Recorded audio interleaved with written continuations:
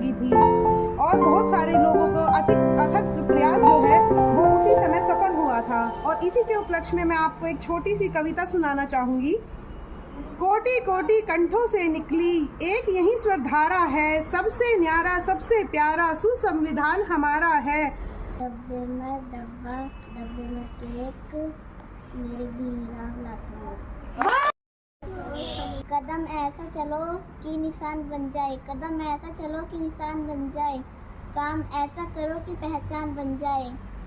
जिनकी जिनकी तो सभी ज़रूरत है मेरी बहन, मगर जिनकी जियो तो ऐसी जियो कि सबके लिए एक मिसाल बन जाए।